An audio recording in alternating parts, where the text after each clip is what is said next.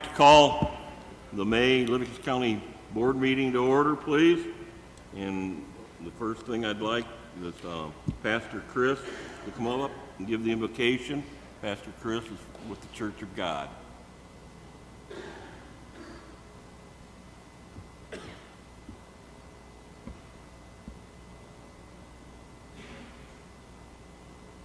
thank you. Thank you for this opportunity. Let's go to the Lord in prayer. Lord God, we thank you today for your goodness and your grace, Lord. And as we gather in this place tonight, we just ask for your touch, Lord. The Bible says in Proverbs chapter 3 that if we trust in you, lean not unto our own understanding, Lord, but in all our ways acknowledge you, that you will direct our paths. So that's what we've come to do tonight. We're acknowledging you as our source. We're acknowledging you, Lord God, as our provider. We're acknowledging you as Lord and God. And we ask that you would be with us tonight.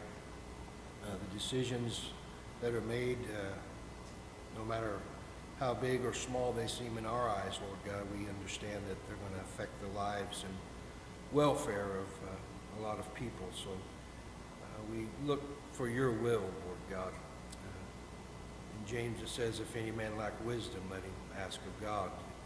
He gives to all men liberally. So we ask, Lord, that you would speak to our hearts tonight, that what we say and do would bring honor to you. And we want your will to be done, Lord. So we just ask that you be with us, that you speak to each and every individual, Lord, that you rest upon us with your Spirit.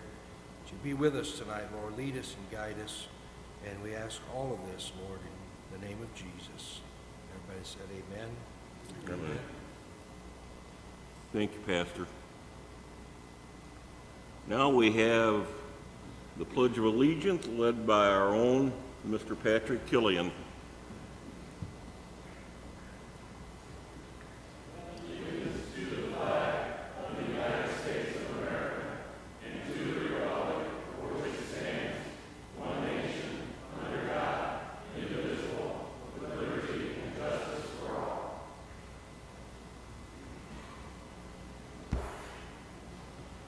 Now, if we could have roll call, please, Christy. Arbogast. Here. Weller. Here. Ambrose. Here. Carly. Present. Lovell. Present. Fitstum. Here. Mays. Here. Herring. Here. Runyon. Here. Blackard. Here. Wilkie. Here. Kirkton. Here. Killian. Bunny. Present. Slagle. Here. Fieri. Here. Steichen. Schaefer. Here. Ingalls. Here. Kestner. Here. Ritter. Present. Young. Here. Allen. Here. Okay, on the approval of the agenda, I have a change.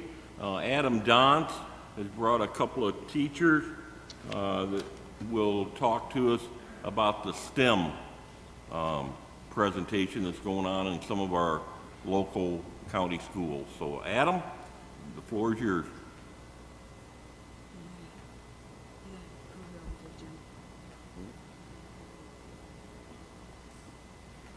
Oh, yeah, I'm sorry. With that change made, that's the only one that we need to change. I'd ask for a motion to approve the agenda. Lovell, Weller. All those in favor signify by saying aye. Aye. Now it's Adam. Okay, good evening, Mr. Chairman, members of the board.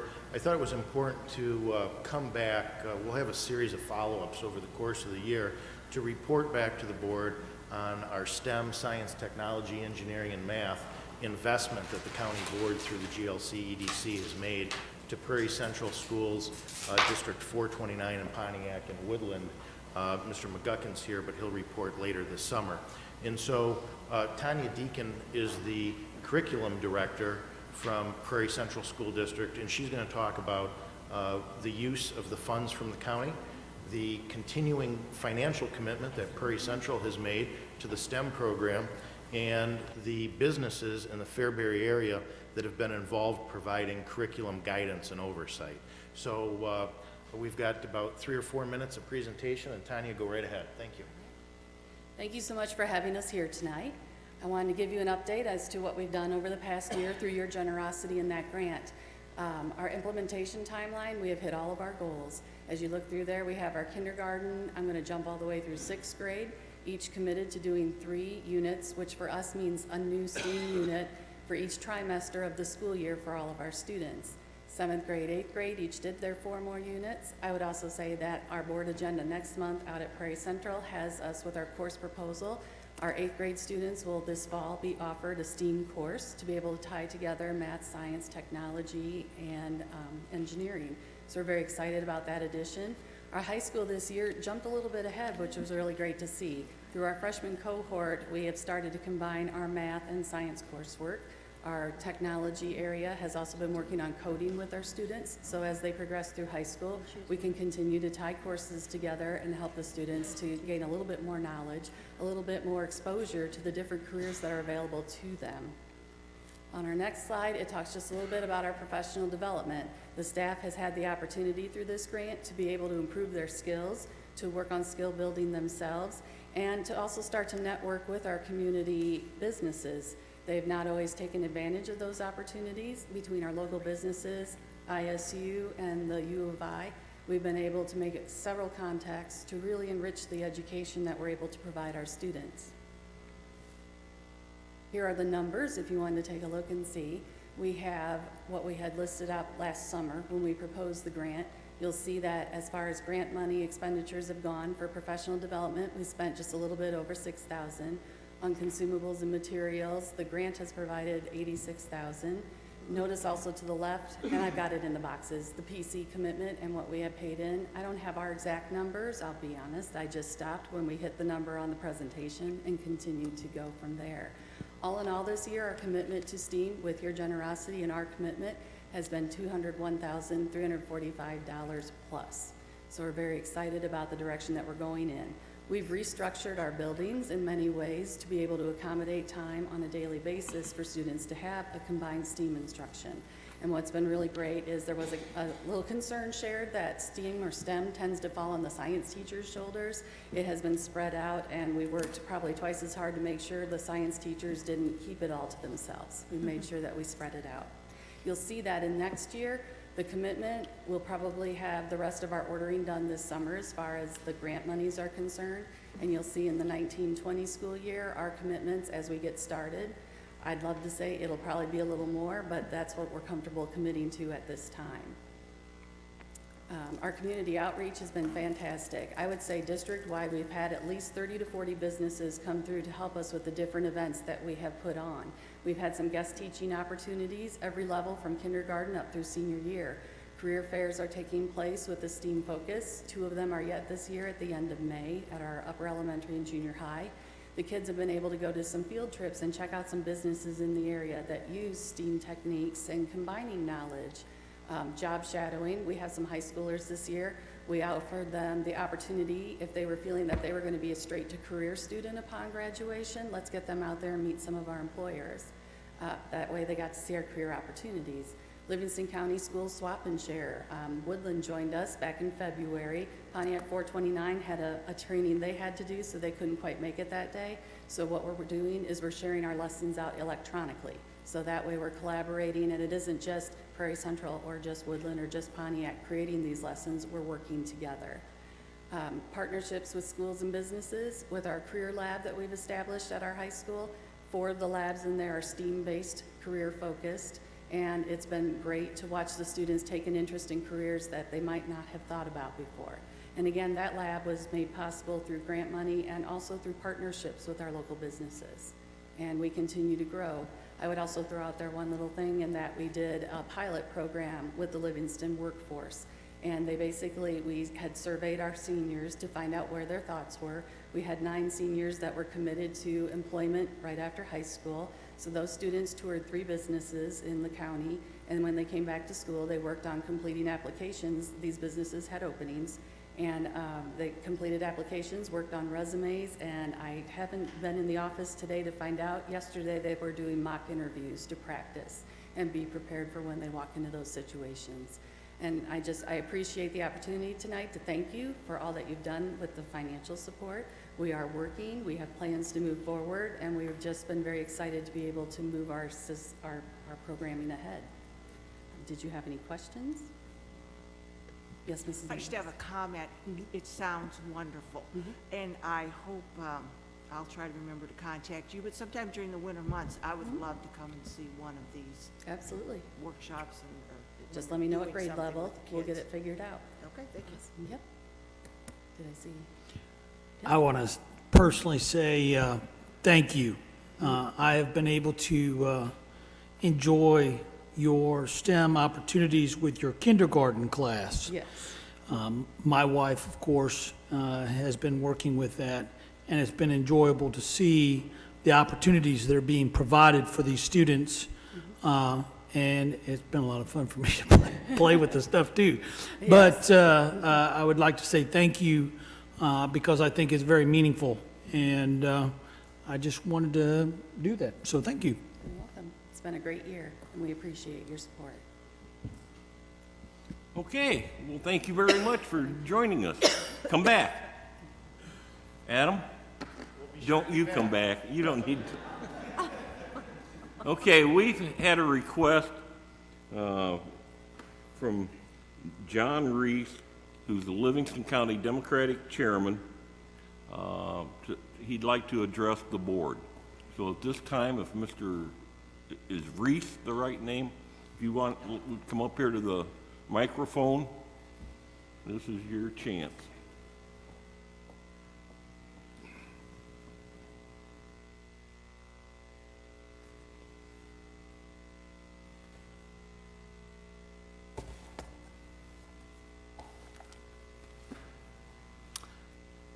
Chairman Young, Livingston County Board. Hello, I'm John Reese from Fairbury. Thank you for your April 19th letter notifying us of a county board vacancy in District 1, Pontiac. And thank you for allowing me to speak prior to appointing a successor. As presently written, the Illinois compiled statute 10 ILCS 523-11 neither prevents nor requires a county board replacement to be of the same political party as the resigning member. Although your April 19th letter referenced portions of the statute, it did not mention any mandatory political affiliation. Based on this revelation, the obvious choice for county board is the candidate with the next highest vote total in the preceding general election, which in this case for District 1 is Dan Hobart. Following the November general election, the 4 District 1 candidates with the largest vote total were elected to the county board. Dan finished 5th, losing by only 348 votes, or 3.4% of the total votes cast. Dan's commitment to his community is inspiring. As a department head at the Pontiac Correctional Center, he manages multi-million-dollar budgets, monitors vital contracts, and serves on essential committees. He is a member of the Laborers International Union of North America 2002, is both the director and a coach on the Junior League football program, and has served as a volunteer fireman and EMT. Presently, there are 23 Republicans and no Democrats on the county board. The last time a Democrat was elected was for the 2-year term following the post-census 2012 general election, where 8 candidates were chosen from each district, 4 for a 2-year term and 4 for a 4-year term. In these partisan times, when annihilation of the opposition is the preferred option, why not try something unique, like cooperation and inclusion? Ignoring large portions of our county population is detrimental to our local democracy. An agenda which cannot be challenged is inherently flawed. If everyone agrees on everything all the time, then only one person is needed to make all the decisions. This should not be the case. Evaluating a problem from different perspectives is our path to success. With inclusive representation, public buy-in increases, and the elected officials become accountable to the voter. A representative democracy should reflect the makeup of its constituents. In Livingston County, this currently is not the case for our governing body, the county board. In the March 2018 primary, roughly 20% of the Livingston County electorate voted Democrat. Dan's appointment would provide at least 1/24 or 4% representation and recognition for these presently alienated voters. Our county board should not miss the opportunity to welcome 20% of the voting public a seat at the table. Piecemeal allowances by individual counties is not the way to address a statewide statute. We must avoid the trap of confusing what a regulation states or doesn't state with what we desire to say. There are no implied assumptions. Relying on a requirement that doesn't exist is not a decision, nor is it compliance. It's simply an excuse. Thank you for your time and consideration. Respectfully, John Reese, Chair of the Livingston County Democrat Party. For anyone interested, I have available copies of the following references. The April 19th notification letter of a county board vacancy in Livingston County District 1, Pontiac, the Illinois Compliant Statutes 10 ILCS 525-11, with significant sections underlined. Dan Hobart's biography, the 2018 Livingston County primary election results used to determine the percentage of Democrat and Republican voters, and the 2018 Livingston County general election results for District 1 Pontiac, identifying the totals of the Democrat and Republican candidates for county board. Does anybody want copies, or should I leave them anywhere, or just take them with me? You can leave them. Very good, thank you. Thank you. Mr. Yednak, would you respond?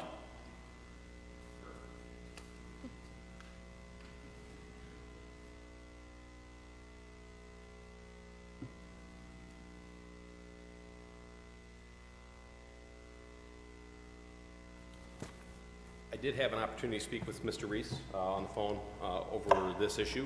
I can certainly understand and appreciate his interpretation of that statute. However, it is not my interpretation of that statute, and more importantly, it is not the State Board of Elections, the Attorney General, or the Appellate Courts of Illinois' interpretation of that statute. The statute does clearly state that the vacancy should be filled by someone from the same political party. That same requirement it prevails all of Illinois compiled statutes with respect to township officials, local officials, state officials. That's something that's in each and every act that is a requirement. Sometimes, for example, the Township Act, it's a lot more clear. It's not as vague as the County Officials Act, but like I said, that's our interpretation, and that's the state's interpretation as well. And like I said, most importantly, probably the State Board of Elections interpretation. So. Okay, well, thank you, Mr. Yednak. Yep. And I think we'd be fools if we did not follow the advice of our council. And I appreciate Mr. Yednak being here tonight. So the request for a Democrat to be seated is denied. And I appreciate Mr. Reese coming to the board meeting with that information. Okay. Before we go on, we've got a board appointment to fill District 1 vacancy, and that's pointed out that it's up to the chairman of the board can make that appointment. I have appointed Marty Fannin to be my choice. I know one email letter went out shortly after I did. I was not happy, and if anybody wants to address that before we vote quickly, I'll allow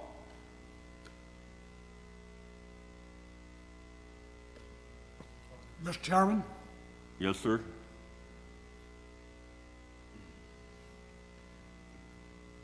Chairman's correct. I did send an email letter out to all the county board members explaining my position. The chairman is not correct in saying that I was unhappy. What it was a concern that the vetting process to replace a sitting Republican board member was not followed. And for the record, my opposition to the nomination is not a negative comment on Mr. Fannin's ability to serve as a representative from District 1, but rather a rejection of the chairman's failure to follow the long-established protocol of vetting viable candidates and the chairman's misleading way in which he involved me in that vetting process. This is not a surprise, I'm sure, to any board member that read the email. It's not a surprise to the chairman because I clearly gave him notice of my opposition and the reasons. Excuse me. And I also contacted Mr. Fannin, who I consider a friend, and explained to him my reasoning. It's no way reflects on my feeling about his ability to serve. Marty and I have been friends and fellow board members for a long time. I hate to admit it, but I owe him at least a dinner on a Cardinals-Pirates game. Thank you, Mr. Chairman, and with that,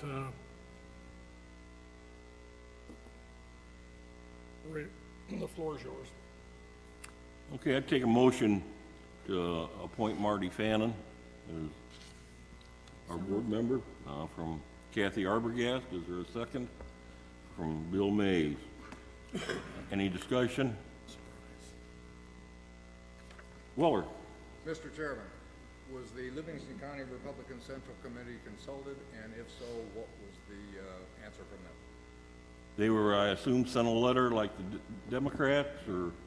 No. So the process that Mr. Ingalls is referring to was a process that was followed quite some time ago. That process hasn't been followed in at least the last 10 years. The last time it was used was under Chairman Bill Flott. But there used to be a process whereby the county board would call in, or the county board chairman would call in all the precinct committee members. The only thing that we're required to do is to provide notice to both the Republican Party chairman and the Democratic Party chairman. Those are the letters that went out. That's what we're required to do. That's what we did. That's the same process that's been followed for at least the last 10 years.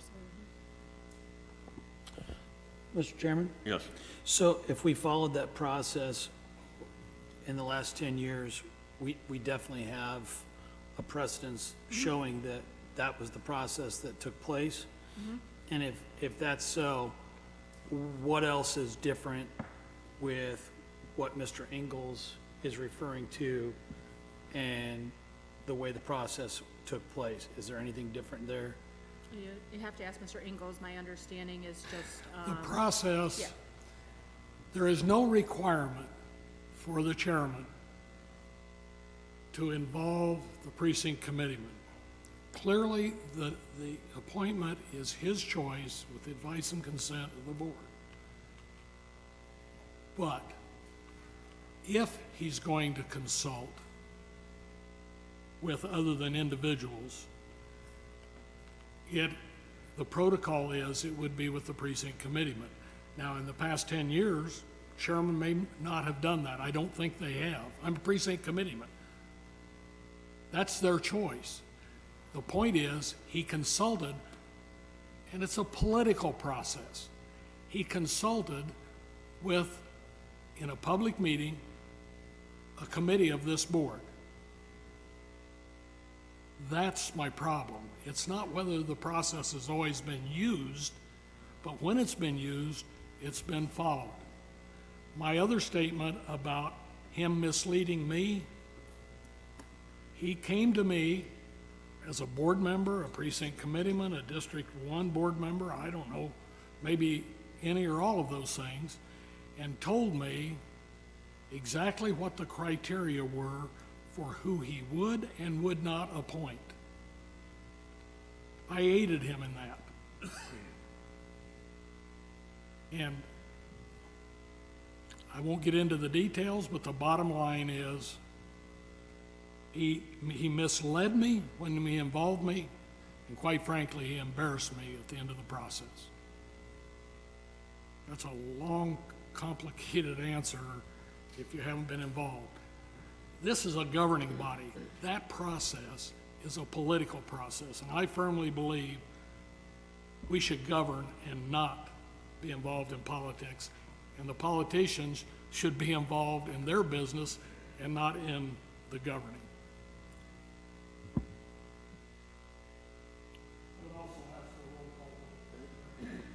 What's going to be? Doc? I just want to say that as a representative of District 1, as you are, Mike, Bob also talked to me So I had discussions with him and my thoughts on it. And I don't have any problem with the way he's done it. I think he's done a good job. And one of the things I think is important is that we did have some people who were probably qualified for the position. But I think if we look at it as employers, as I am, as you've been, people have been, you're hiring somebody, you're looking for somebody with the most experience. And I know you're not arguing about Marty's qualifications, but I want to say this. We're choosing a guy who has the most experience, and it's going to be for a short term because he's going to be up in the April primary and the November election coming up. He's going to have to run again, whatever person it would be. So I think that in the short term, to grasp the functions of the board, it's better to have somebody that has the experience of how the board functions, because in short term, it's very difficult. I thought when I got on as a board member, 2 months, I'd have it down pat. That's not the way it goes. And so, I'm still learning. So I think that what Bob did was fine. I think that the choices got a good basis. And he showed interest in the job. He ran. He did not win the election. He lost by 23 votes. So if you think about that, no disrespect to the person that finished ahead of him, if 12 people had changed their mind, then he would have been elected. So we hear these things out there, thousands of people wanted to have him voted out. That's not true either. So when you look at it. So all I want to say is I support Chairman Young's decision, and I'm going to be one that welcomes Marty back on the board. Thank you. Okay, thank you. Mrs. Ambrose? We've heard from the Livingston County Democratic Party chief, Kelly Kennett's the Republican. Yes. Did he offer an opinion? He did. He visited the office a few days ago and just to let us know that he was endorsing Marty Fannin. Okay. Thank you, I finally got the answer. That's the question I asked. Have we heard from them? Okay, if there are no others, we'll have a roll call vote, please. Arbogast. Yes. Weller. Yes. Ambrose. Yes. Carly. Yes. Lovell. Yes. Fitstum. Mays. Yes. Aaron. Yes. Runyon. Yes. Blackard. Present. Wilkie. No. Kirkton. Yes. Killian. Yes. Bunning. No. Slagle. Yes. Fieri. Yes. Schaefer. Yes. Ingalls. No. Kestner. Yes. Ritter. Yes. Fannin. Young. I'm sorry. I forgot to Yes. Take that off. Young. Yes. And Allen. Yes. Sorry. Okay, so I think, Marty, you need to come up to the podium, and thank you to everybody who saw it that way. And Christie, have you got the oath of office?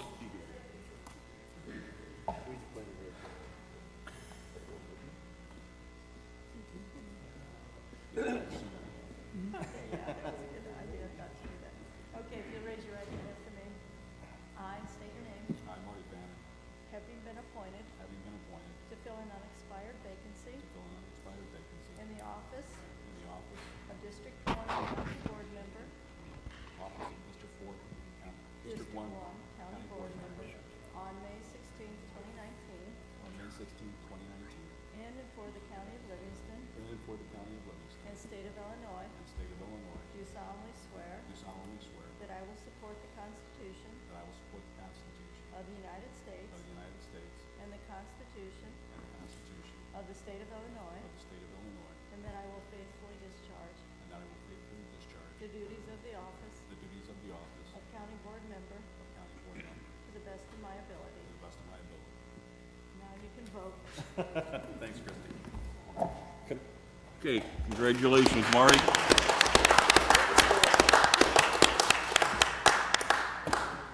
On the approval of the minutes, I don't believe we have the minutes, do we? Okay, that's understandable. Thank you. Going down to the consent agenda, You can see the things listed. Sue Bergen, Reddick Community Fire District. Todd Cashmere, Reading Fire District. Donath English, Kempton Community Fire District. Jack Vietti, Mental Health Board. Jane Anderson, Mental Health Board. Marietta Mullen, Mental Health Board. So, will anyone approve it? Weller, second. Lovell? Any discussion? Roll call vote, please. Arbogast. Yes. Weller. Ambrose. Yes. Carly. Yes. Lovell. Yes. Bitstum. Yes. Mays. Yes. Herring. Yes. Runyon. Yes. Blackard. Yes. Wilkie. Yes. Kirkton. Yes. Killian. Bunning. Yes. Slagle. Yes. Vietti. Yes. Schaefer. Yes. Ingalls. Yes. Kestner. Yes. Ritter. Yes. Bannon. Yes. Young. Yes. And Allen. Yes. Okay, Mrs. Arbogast, Sheriff General License Committee. Okay, thank you, Mr. Chair.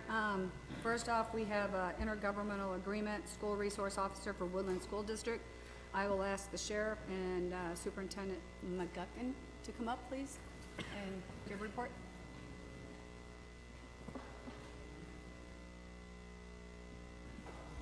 Mr. Chairman, members of the board, please allow me to introduce Superintendent Ryan McGuckin from the Woodland School District.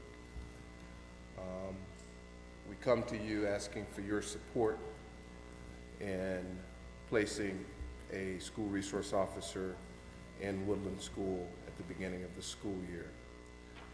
Woodland has agreed to pay the same that the other two schools are paying in Livingston County, and that's $50,000 a year for that school resource officer.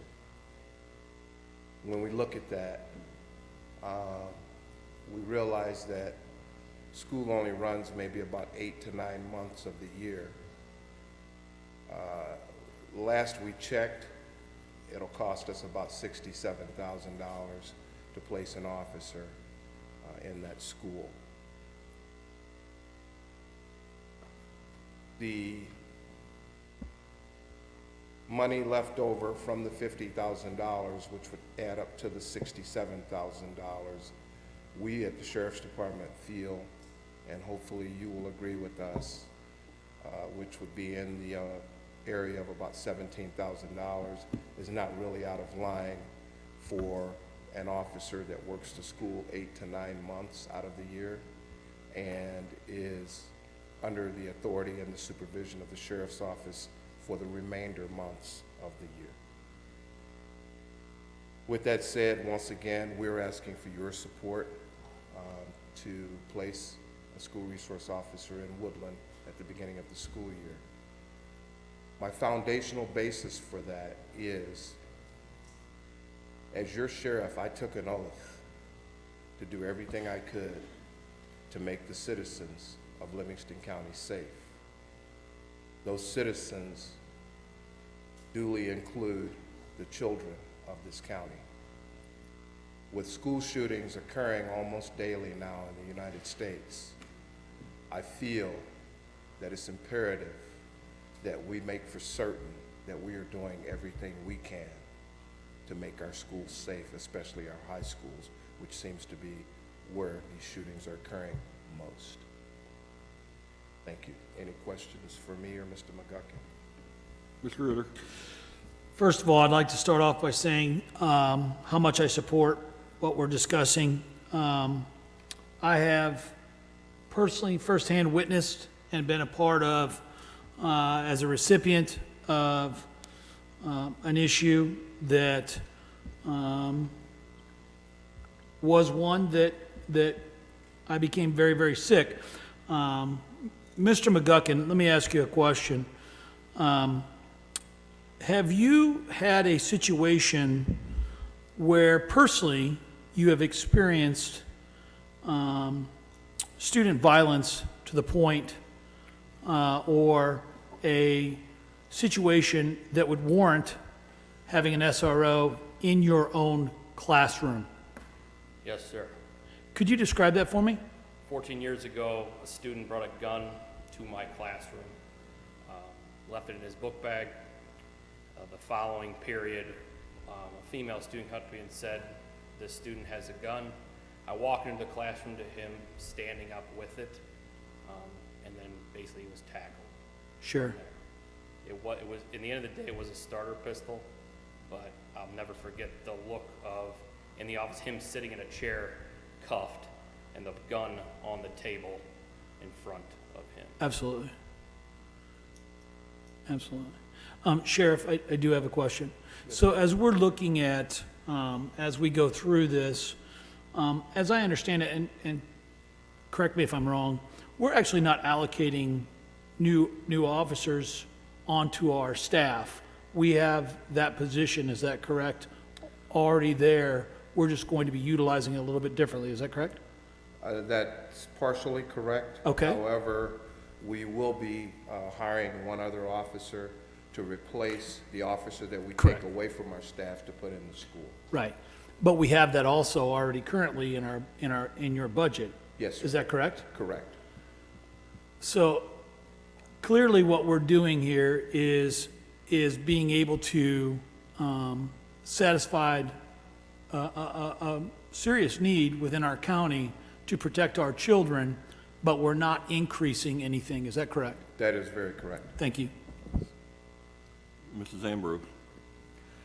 Okay, I had spoke out a lot of my thoughts at the Sheriff Jail and License Committee meeting, and I just kind of want to sum it up here.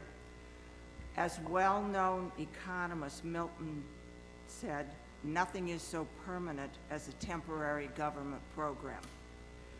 I can see the value of having a school resource officer in the schools, and I do plan to vote for it. I think they are here to stay. School resource officers not only provide a level of protection that we sadly need in our schools today, but they also give us an inroad to finding the drugs that also sadly plague our schools today.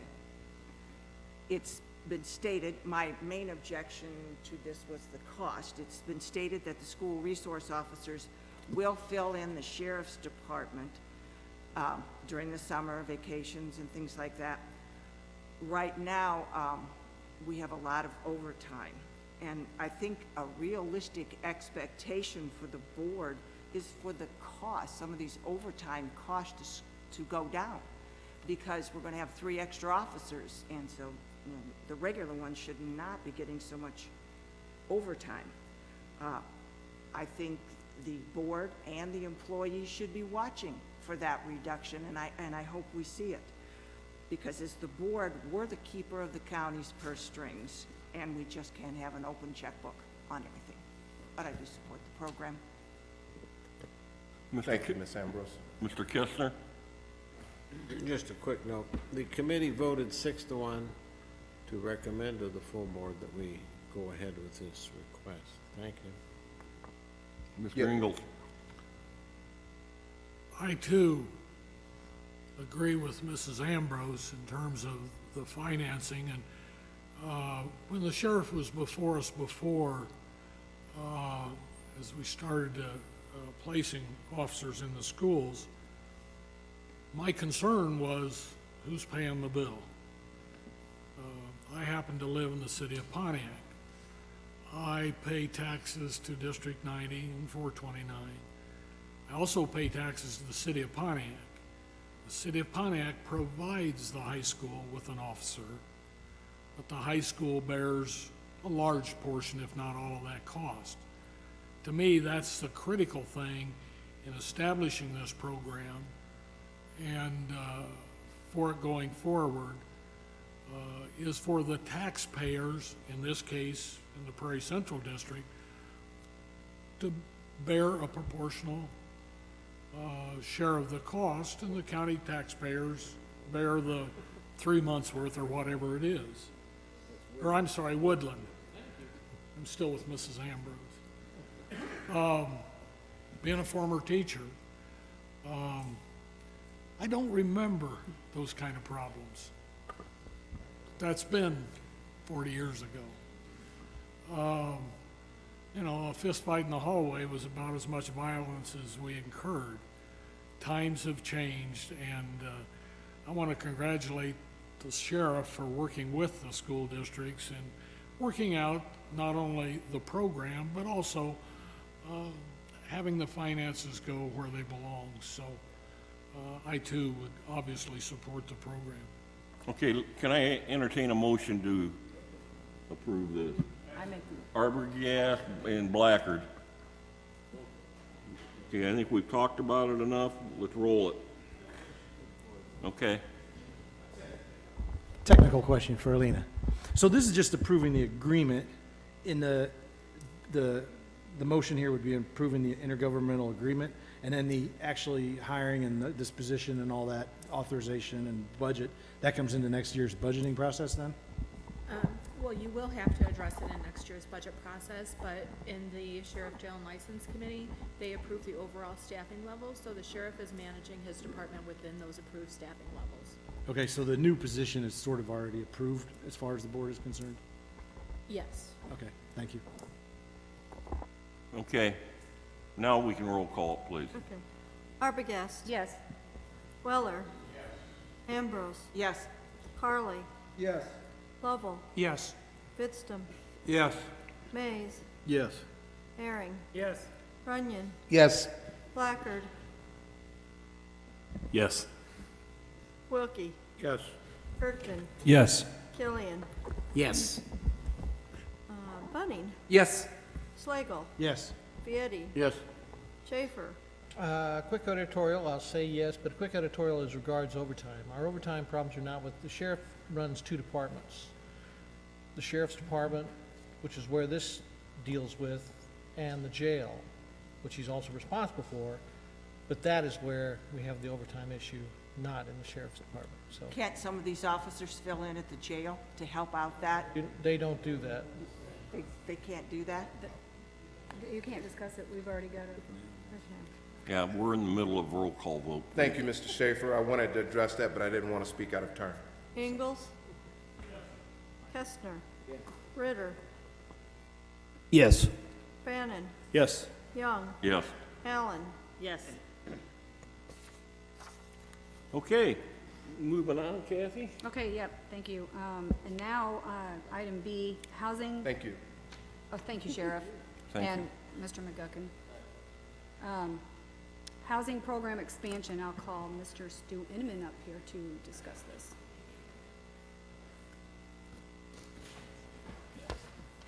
Thank you, Kathy and Board. For approximately last year, some of you were, we've been discussing with the United States Marshal Service a possible jail expansion at the Livingston County Jail. It's a program that the federal government has. It's the Cooperative Agreement Program. And basically what the Cooperative Agreement Program is an agreement with the United States Marshal Service and the local government, which would be you, Livingston County, and it's an agreement whereas they provide capital for jail expansion in agreement for guaranteed bed space. We've been discussing with them approximately, like I said, for about the last year on putting a medical unit on the back of Livingston County Jail. We are talking 40 medical beds and 10 mental health cells. This will generate a revenue of roughly $8 to $12 million a year. And this is going to be a guaranteed program that the federal government does, but we're going to guarantee Livingston County will have to guarantee an agreement for a length of time. The minimum that the United States Marshal Service wants to do is a 15-year agreement. They like a 20-year agreement. And just so a reference, so if any of you go north, years ago, DuPage County did that. They built a third floor under their jail through this program, not for a medical unit, but through the same program to add additional bed space for the Marshal Service. I come to you guys asking you because I need your permission. This has been approved through the headquarters at the Marshal Service, and they want to start talking about appropriations. They wanted a rough estimate on what this would cost. I talked to an engineering firm, and they told us between $13 to $15 million it would cost to build this addition on our facility. So the Marshal Service wants to start talking about appropriating funds for this. I need your permission, and they want your permission to continue on with this. They don't want to start making all these arrangements to write a grant or wherever they're going to come up with this funding for. The problem that the United States Marshal Service has right now is this year they're $200 million over budget on their detention budget. So they're going to go outside their services to appropriate this money. What they are looking from you guys, from us, the Sheriff's Department, is a yes, this is what we're looking to do. We want to add on to this facility.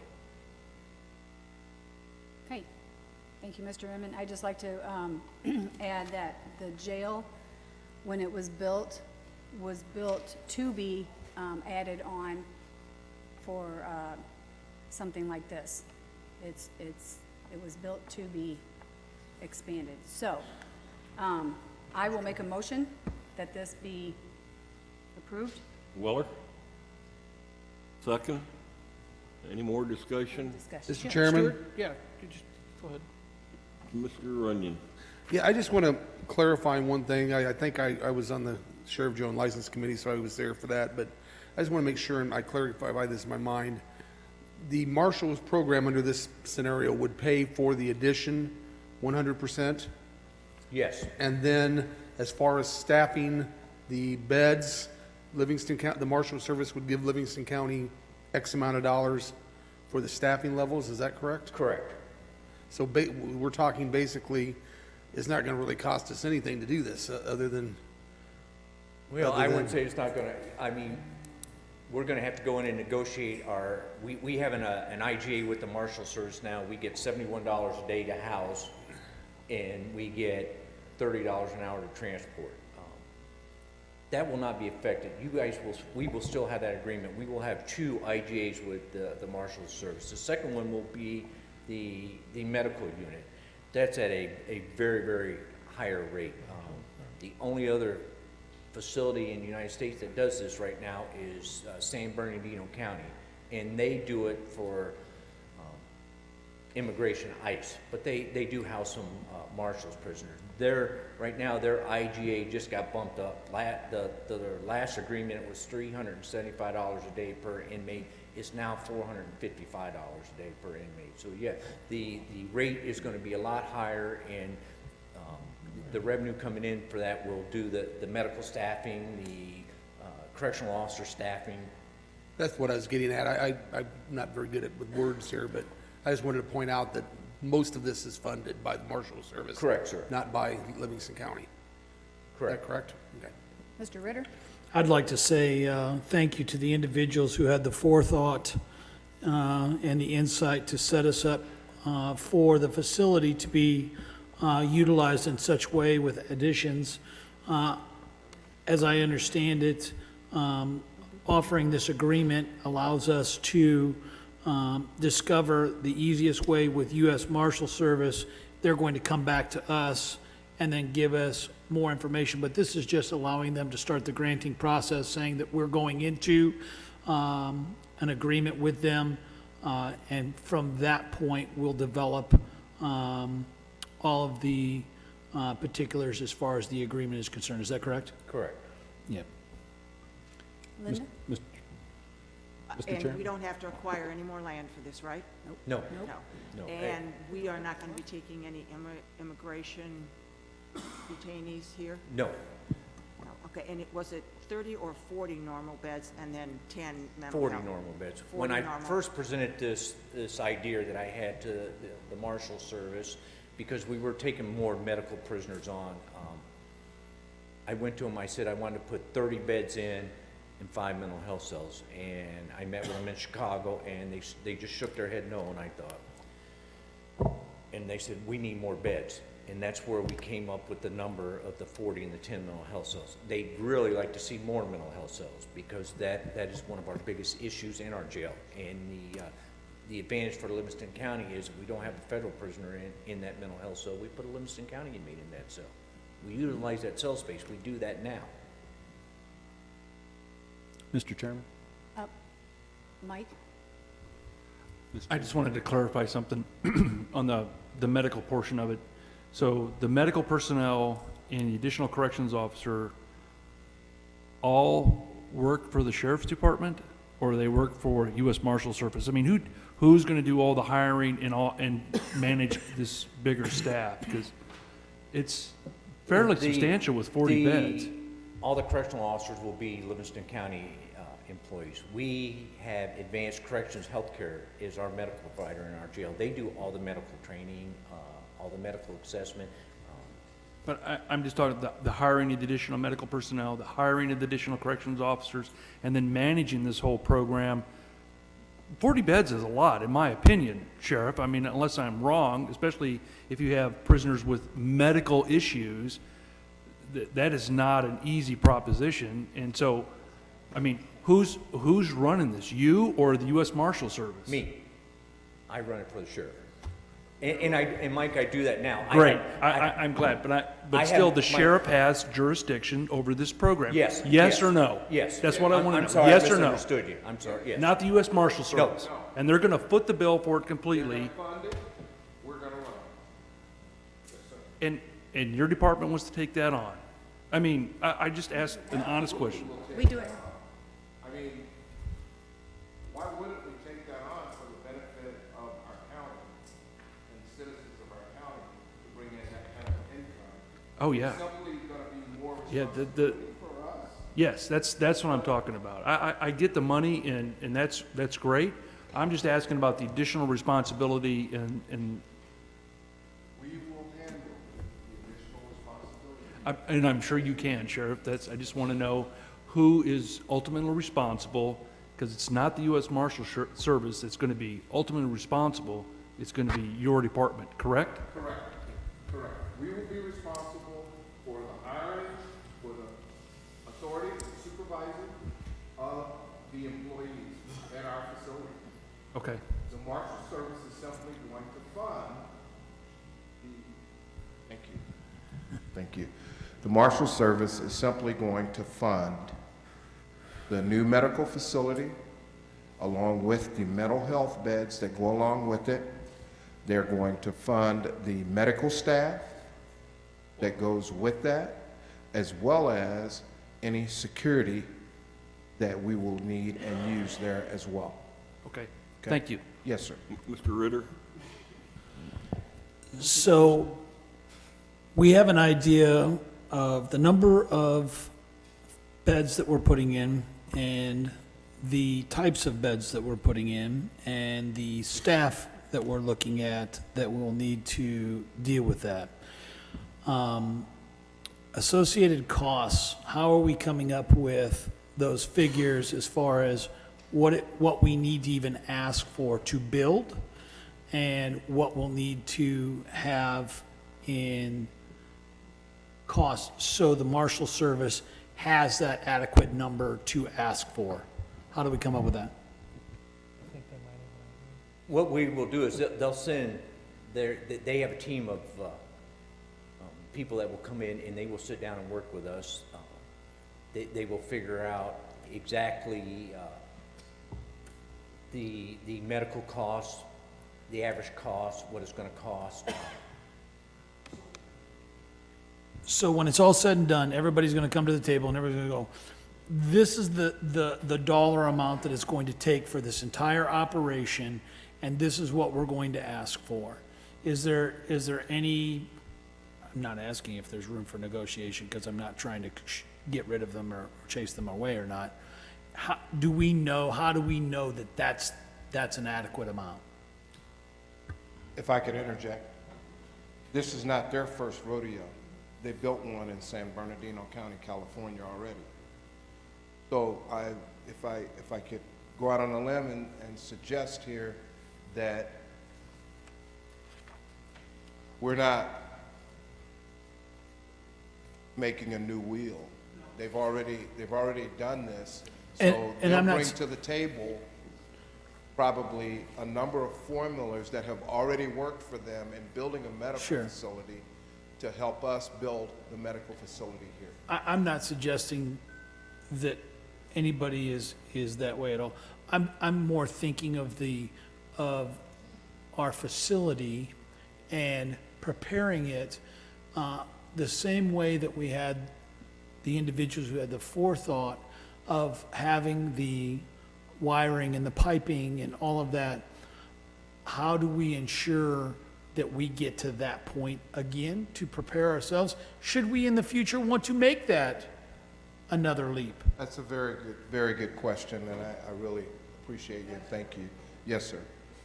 So what I will be doing at the table for you is making for certain that I am suggesting that the new addition will include the same underground, the same foundation that we currently have, so that if we need to build in the future, that those pipes, those lines are there and intact and ready to go for that new project, which will probably be many years after we're all gone. But that is what I think we should do in order to prepare for our future, for our children, our grandchildren, to make for certain that things are ready for them just as they were for us. And to answer a little bit more your question, even the medical prisoners we have in the jail, if we need, everything is done, any medical treatment done on a U.S. Marshals prisoner, we have to do what's called a prisoner medical request, and we send that off to the Marshal Service. It goes to their headquarters, to their medical team, to make sure that this is something that's authorized, that's needed. So their doctors put an input in it, and our jail doctor puts an input in it before it's decided any procedure is going to be done. They have a complete medical staff. They've been dealing with prisoners long before any county jails were doing this. Is this also going to provide a need to fulfill a need that we currently have in-house with medical issues as well? Yes, we will, like I stated earlier, we'll be able to put Livingston County inmates in these beds too. And this has been one advantage going forward, even with the program we've got going now. We've increased our medical at the Livingston County Jail. We have 24/7 medical now. This is paid for by the Marshal Service. We use this medical for the federal prisoner and the Livingston County inmates. Over the last 4 years, and Alina could probably give the exact numbers on it, we've cut our medical costs as far as emergency room visits drastically. Okay, Mr. Fian? Has there been any consideration as to how this is going to affect the overtime? Or is this going to affect the overtime? It's already overburdening, so has that been any consideration of that? No, Marty, because our thoughts are we're going to increase our staff to cover that overtime. Our overtime is at the rate it is now because we have more transports. When we initially entered this agreement with the United States Marshal Service and I came here, we had no numbers to submit. You guys didn't have overtime. You didn't do transports in the jail. The patrol side, what few transports you had, the patrol division did. Okay, Mr. Blackard? Steve, just a couple questions. You said the minimum contract with the Marshal Service is 15 years? Yes. Here's the question. Is your medical provider willing to sign on for that long a period of time also? Our medical provider is Advanced Correctional Healthcare. They are the largest healthcare provider in the United States. Their first jail, Dr. Johnson's first jail, was that old Livingston County Jail. That was his first jail. So to answer, James, I'm going to say, yeah.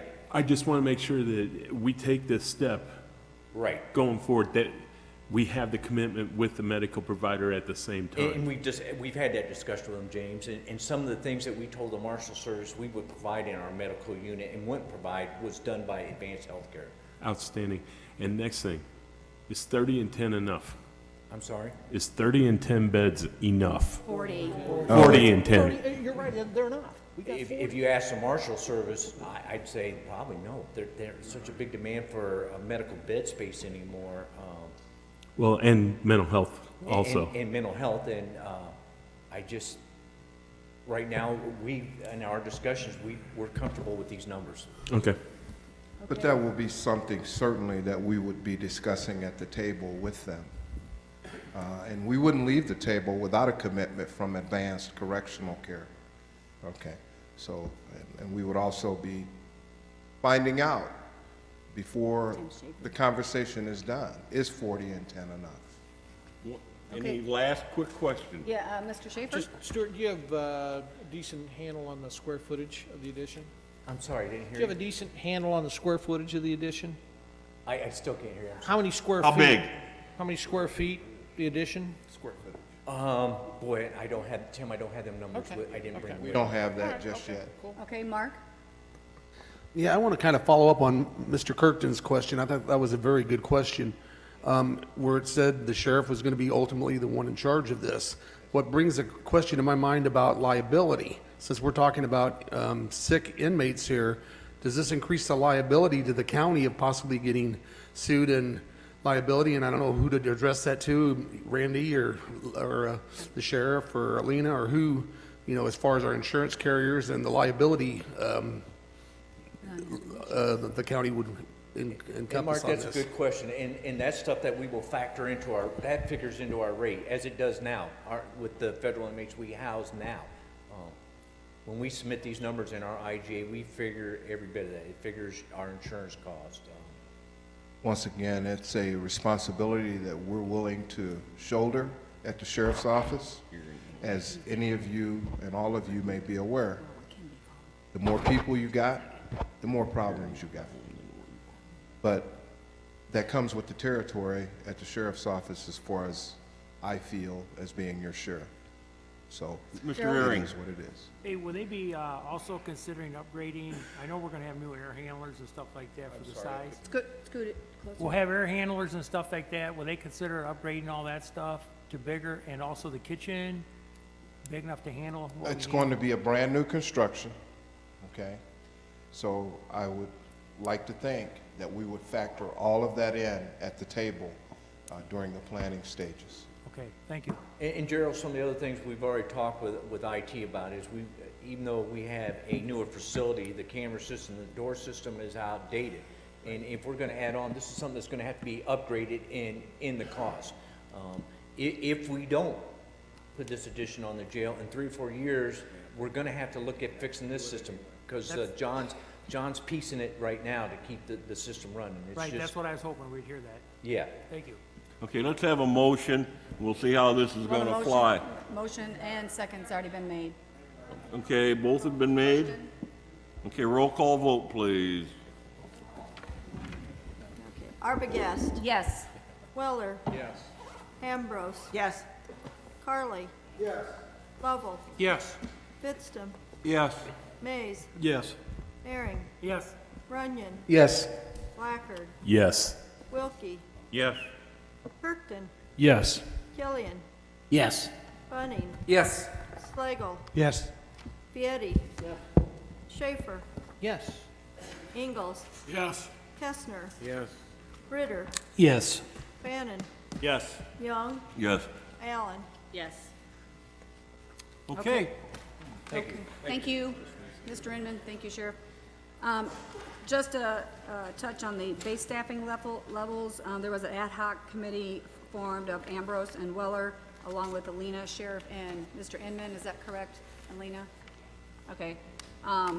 The base staffing levels to be set at 66.5 total for sheriff and department and jail, an increase in what was approved in 2016, and there is one officer still for attrition. And that ends my report. Okay, thank you. And let's go to Mr. Schaefer. A couple items, Mr. Chairman. Last time, we approved a incentive agreement for Vector Manufacturing. However, we did that not according to protocol. The way we phrased it at the last meeting was that the monies would go directly from us to Vector. Procedurally, the way we do this is it goes from us to GLC EDC, from GLC EDC to Vector. There's a resolution in the packet that clarifies that, and I would motion for that approval. Okay, is there a second, Bunny? Since we already approved it, it's just where it's gonna go. We've got a motion and a second. Is there any discussion? Okay, can we have a roll call vote, please? Arbogast. Yes. Weller. Ambrose. Yes. Carly. Yes. Lovell. Yes. Fidston. Yes. Mays. Yes. Herring. Yes. Runyon. Yes. Blackard. Yes. Wilkie. Yes.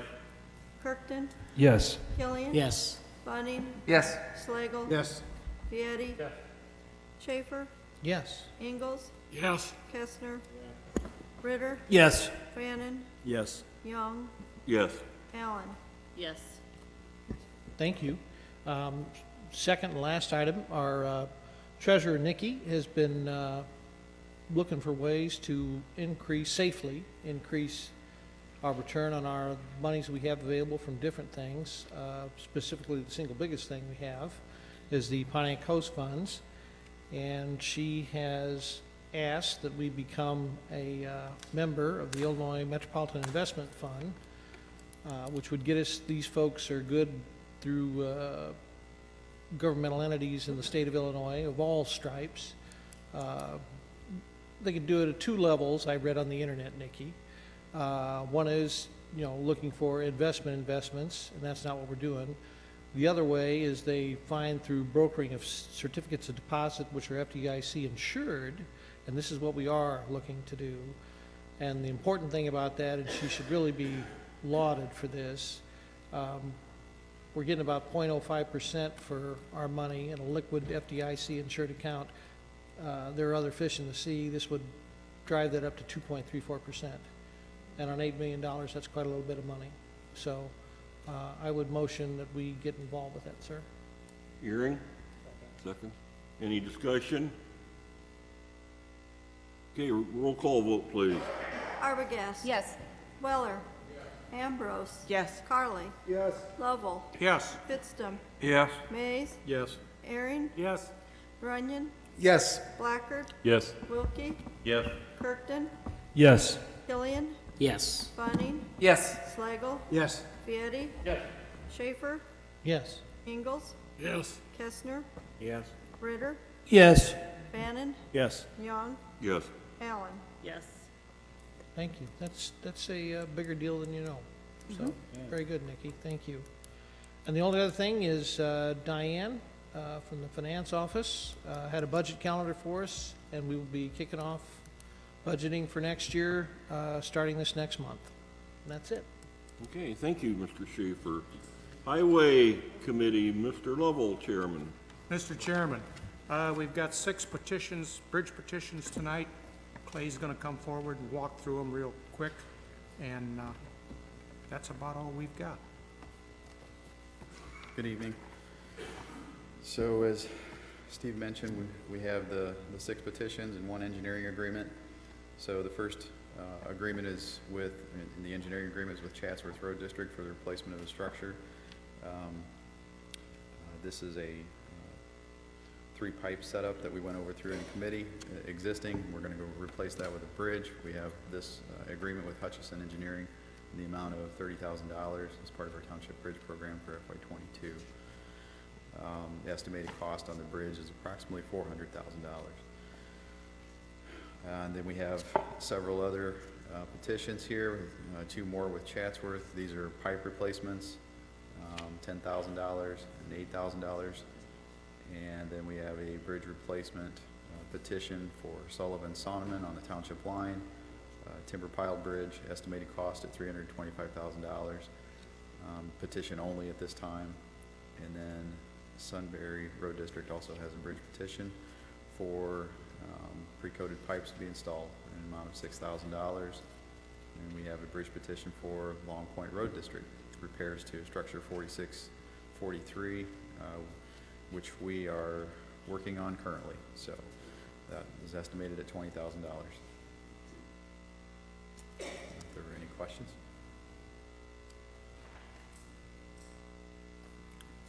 Okay, can we do those all together? Okay. Make a motion. Mr. Lovell made a motion to put them all together. Is there a second? Mr. Kirkton. Discussion? Okay, roll call, please. Arbogast. Yes. Weller. Ambrose. Yes. Carly. Yes. Lovell. Yes. Pittston. Yes. Mays. Yes. Aaron. Yes. Runyon. Yes. Blackard. Yes. Wilkie. Yes. Kirkton. Yes. Killian. Yes. Bunning. Yes. Slagle. Yes. Fieri. Yes. Schaefer. Yes. Ingalls. Yes. Kestner. Yes. Ritter. Yes. Bannon. Yes. Young. Yes. Allen. Yes. Okay, thank you. Got any more? That concludes the highway report. Okay. Ag and zoning, Mr. Bunning, Chairman. Thank you, Mr. Chairman. Agriculture and Zoning Committee has no action items to bring forth the committee or the board tonight, but we would like to do an extreme and gracious thank you to everybody that took advantage of the Electric Recycling Day last Saturday, May 11th, from 9 to 1. A special thanks to Pontiac Township High School for hosting it. We do publicly ask that you continue to quit dropping stuff off. It has officially been done. We do still have some stuff out there. We realize we have a problem that we need to get picked up, but it was well attended. We had just over $800 worth of donations that day, and we are continuing to pick it up and get the problem alleviated. Paul, would you like to say a few more things? Yeah, I just want to say also thank you to the number of our county employees and staff who came out and helped us kind of alleviate some problems. But at the same time, it was so exciting to see the volume, right? So when you think about where we're at, the people want to do good things, and the number of people who came in and said, you know, I wasn't coming in, but I was going to stop because I saw a TV in the ditch, and they kept bringing them. And at times the lines were in excess of 45 minutes just to drop off an item. We had one lady, and I do apologize to her, and it is my fault. She ended up going through the line twice because as I told her to go to the left, one of the other people had sent her to the right, and then all of a sudden she had to go back through the line. So I'm not sure what her name is, but I do publicly apologize to her. Nice, sweet old lady, and I gave her a hug, and that was okay. As we look at where we're at as far as the volume, we have already moved one full semi, and that's double stacked of 40 crates, and we still have 2 to go. The volume is great, the need is great, and I am thankful and appreciative of everybody who, the public, the staff, the county board members who are involved to make such an amazing thing happen. Very positive, and I thank Chuck, and I look forward to what the next one looks like. Thank you. Thank you, Paul. That's all I have to report, Mr. Chairman. Okay, thank you. Under the admin committee, the only item I have, we have a trip that we take every year up to Galena, and we exceed what the level is, so we have to, or what the standard is for travel with county employees. So every year we come to the full board and ask for permission to go over that limit. And it would be a lot over it, but this is a UCCI event, and we will get reimbursed most all of that cost through them. Okay, Alina, now that I've got them confused, straighten them out. I think you said it. The threshold per our travel policy is $125 per night. This is $189. It's prepaid. In the end, UCCI gives us a credit towards that event of $125 per night, so it's a net cost of $64. But we do pay one night in advance, and to make sure that we're right on track with our policies, we do seek approval every year, and so that's what we're doing. The maximum cost that we would be looking for is $896, and it could be as low as $374. It depends on who goes, how many go, and how we house them, whether or not we do single bedrooms or we do a home. We've done a home many years, and that brings down the cost significantly. So that's what we're here for, and this is in our budget. Okay, motion by Lovell, I need a second. Arbogast. Discussion. Okay, roll call, please. Arbogast. Yes. Weller. Yes. Ambrose. Yes. Harley. Yes. Lovell. Yes. Fidstem. Yes. Mays. Yes. Aaron. Yes. Runyon. Yes. Blackard. Yeah. Wilkie. Yes. Kirkton. Yes. Killian. Yes. Bunning. Yes. Slagle. Yes. Beatty. Schaefer. Yes.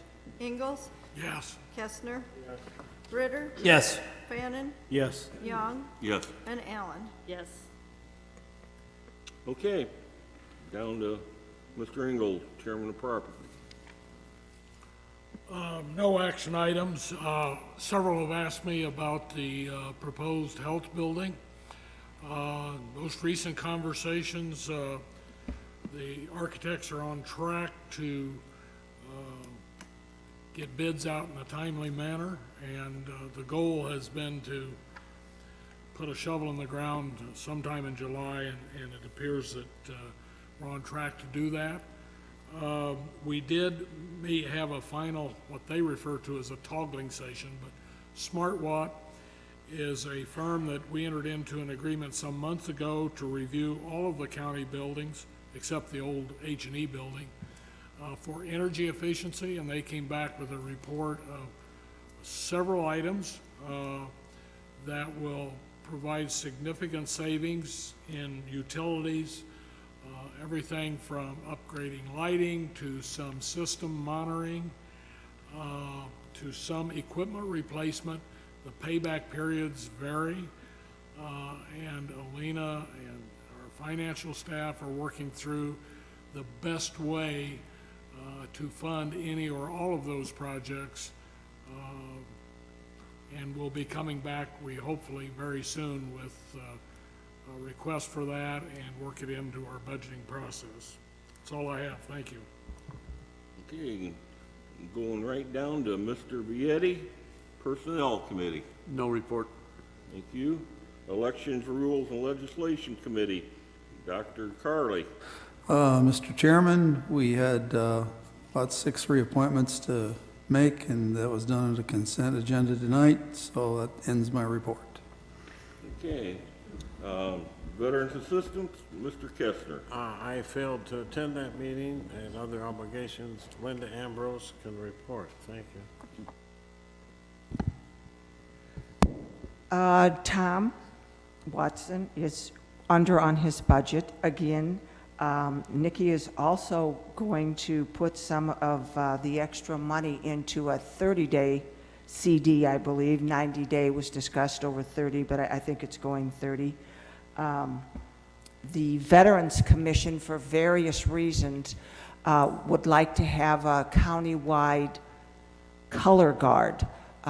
Many people are getting older, there's not as many veterans, and so Mike Moffett is going to come to the next Veterans Committee meeting, and hopefully, and discuss that with our group.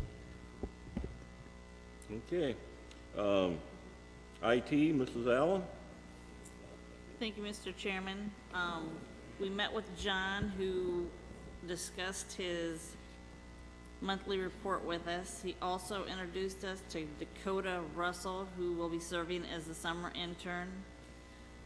There was a large update to Spillman done on the 4th of April, which resulted in a lot of issues, and it took John until the 22nd to get most of the issues worked out.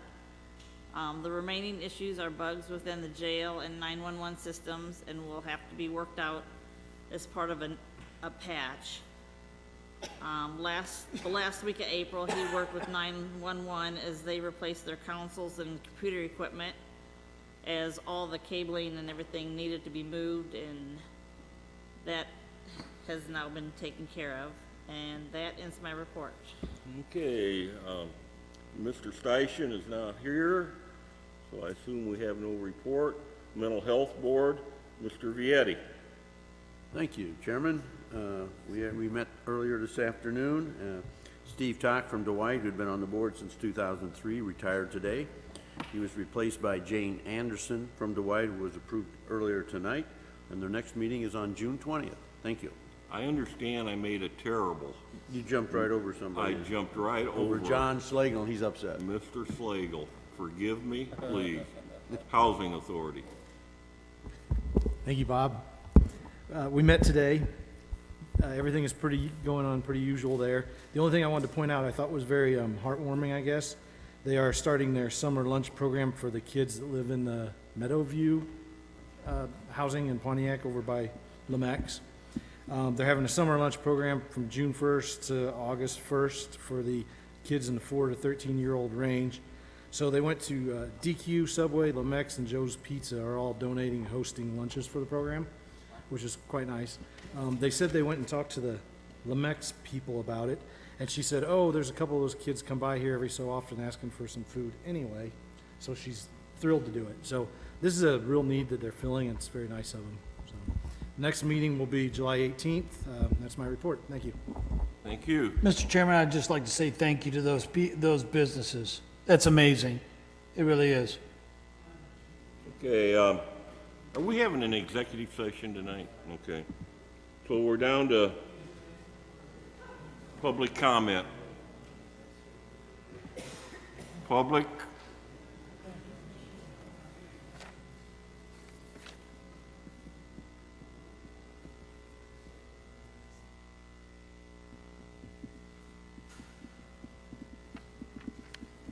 Hi, I'm Joan Lipinski for Pontiac.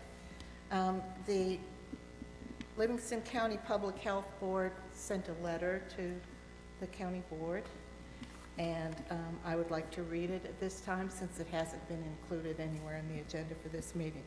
The Livingston County Board of Health supports funding for the Livingston County Community Health Care Program. This program was initiated under a county board resolution in 2009. Since inception, Home Services has provided 34,340 hours of care in the home, and home nursing 6,510 medical visits. The program was funded entirely by the county, with the county approaching the health department to develop, implement, supervise, and provide necessary oversight for a quality program. Eligibility criteria, including a sliding fee schedule, was approved by the county board. Funds were to come from the county and not from the public health levy. The goal was to assist citizens to continue to remain safely in their homes, which it did. There are two components of the community health care program: home nursing and home services. Home nursing focuses on chronic disease management. Home services focuses on living assistance. Currently, neither program is eligible for Medicare or Medicaid reimbursement. Each component is licensed separately by the Illinois Department of Public Health and meets all licensure requirements for programs, including oversight and supervision of all aspects of care furnished. At the July 20th, 2017 Livingston County Board meeting, the board voted to approve funding the community health care program only until November 30th, 2018. Both programs started curtailing admissions immediately. Participants were notified to find another source of care, and county services were discontinued November 30th when the funding stopped. This coordinated program is not replaced by any other agency in the county. Fiscally, the community health care program can't be continued with just health department funds. The public health levy is only 18% of the health department funding, with the rest obtained from state federal sources, which are dedicated to specific programs and activities per funding source. To restart the programs, approximately $150,000 will be needed annually. With the advisory referendum in November passing with a majority vote, it appears the citizens of the county support the services of the health department has provided in the past to assist individuals to remain safely in the home. please reconsider funding the program so that our frail, vulnerable citizens may be served. And it's signed by all the members of the board.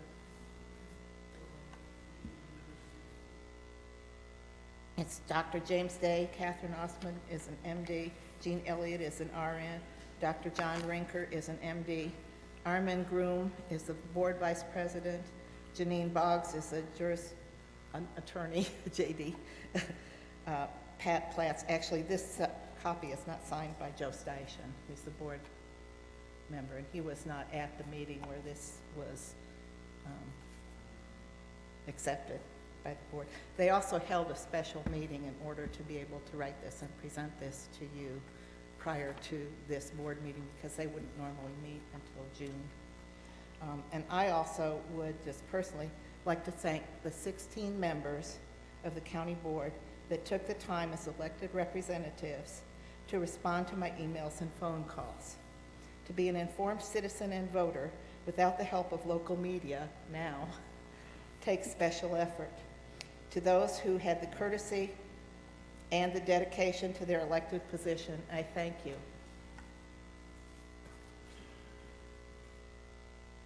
I did receive a letter today from one of our board members, and I wasn't aware of it, but we do have Medicare and Medicaid assistance.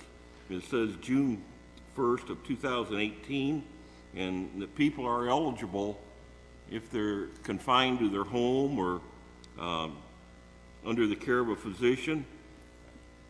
Do we utilize that at all, anybody? No, this is individuals have to sign up, people that are wanting to receive it.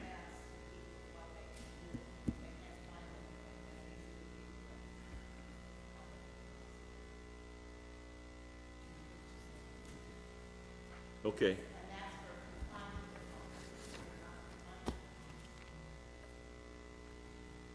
Come ahead.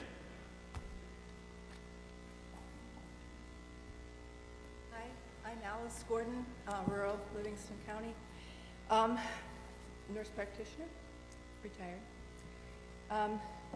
This is the referendum that passed by over 9,000 voters.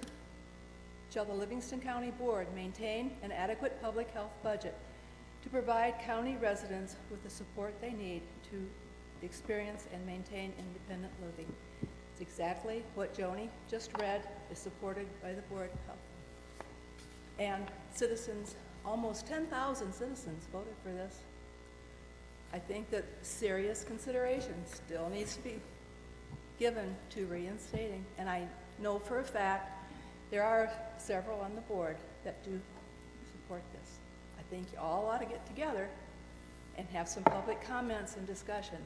And then maybe, after we're satisfied that that's been done, we'll stop coming here and bugging you about it, because I know you're kind of tired of it. We've heard from board members, wish they'd just go away and be quiet. Well, we're here and we're coming back. Thank you. Anyone else who would like to speak? What were you? Yeah, I have been looking into this for about the last, 5-6 months? And I have been, I'm not very good with the computer, but there's some GoFundMe pages. And I've been told that maybe you had entertained the idea of a GoFundMe page. If we got all 10,000 people that voted for it to give $20, we'd have $200,000 you could give to the health department. Have you I was told that you had entertained the thought of that. That maybe I was misinformed. Would you be interested though? Well, and they also voted to have their taxes raised. Some did. I didn't. But if they gave you $20, it'd be cheaper than their taxes. And you'd have $200,000, maybe more.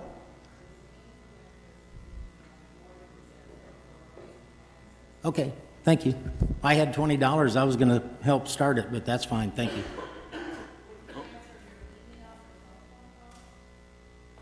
Okay, before I call on Mr. Vietti,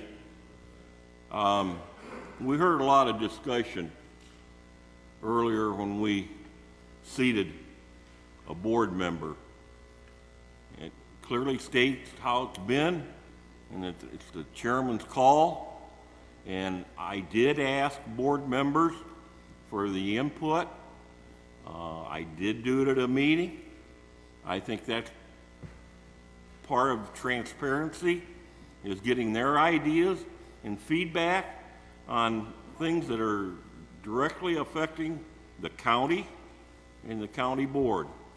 I am very upset with Mr. Ingalls for the letter he sent out to all the board members chastising how it was handled. I told him early that I preferred not to appoint Marty Fannin, and I had told Marty that. But I would have thought that would have been kept somewhat in confidence and not broadcast all over, but Mr. Ingalls chose to do it by contacting all board members and probably maybe some others. I thought it was a swipe at all of our board members that were at the admin meeting on last Thursday, saying they really shouldn't have any input into it. I'm going to continue to ask board members to participate, and effective tonight, Mr. Ingalls is being removed from the property committee and is chairman of the property committee. New appointments will be made next week, and they'll be out to you by Tuesday, emailed. Mrs. Ambrose. I would just like to thank Marty for having the courage to go ahead and stay in this process, because he had to know that his name was going to get bantied around quite a bit tonight, and I thank you for the courage for stepping forward. Thank you, Linda. Mr. Vietti. Is there a second? A second. Okay, Steve. All those in favor signify by saying aye. Aye.